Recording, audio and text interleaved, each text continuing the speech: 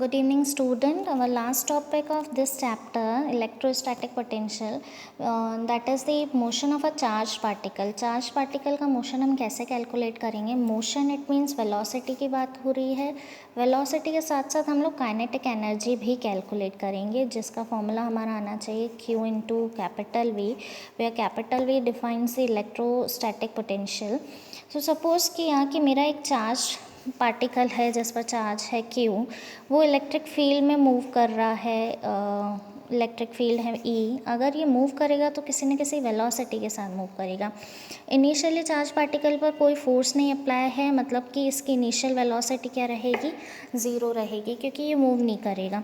जैसे ये फील्ड के अंदर आया तो इस पर एक फोर्स लगा, इलेक्ट्रोस्टैटिक फोर्स, जिसको हम बोलते हैं F equals to Q of E, जो हम ऑलरेडी कैलकुलेट कर चुके हैं. अब जाहिर सी बात है मूव कर रहा है तो मतलब एक्सेलरेट होगा, वेलोसिटी आएगी तो एक्सेलरेट होगा. वेलोसिटी क्यों है? क्योंकि चेंज इन वेलोसिटी है. So according to Newton second law, that is F equals to ma, and we will get the F equals to A equals to F by m, where m is the mass of the particle, charged particle, and F is the force applied on the particle.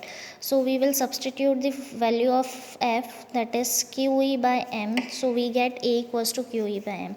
Now according to the third equation of motion, that is already we know that the v square equals to u square plus 2as. अगर वो move कर रहा है मतलब उसने displace किया होगा, तो मैंने सोचा कि जो डिस्प्लेसमेंट है वो x है, तो ये हो जाएगा 2ax, और इनिशियल वेलोसिटी 0, तो final velocity v square. So v square equals to 2, a के प्लेस पे पुट किया QE by m of x. हमारा लास्ट टॉपिक हम डिस्कस कर चुके हैं, जो हमने रिलेशन फाइंड किया था E equals to minus D V by D X जो आया था. dv को मैंने कैपिटल V और x के टर्म में ही डिफाइन किया. नेगेटिव साइन मैथमेटिकली हम नहीं लेते हैं, तो अगर मैंने इसका क्रॉस मल्टीप्लाई किया, that is E X equals to capital V.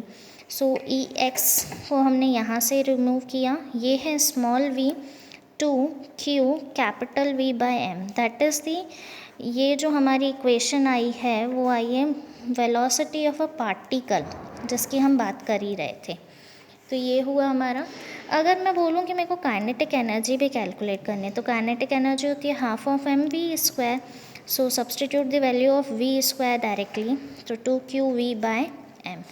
We cancel out, 2 से 2 cancel, answer is Q into V. Q into V जो रहेगी वो चार्ज पार्टिकल की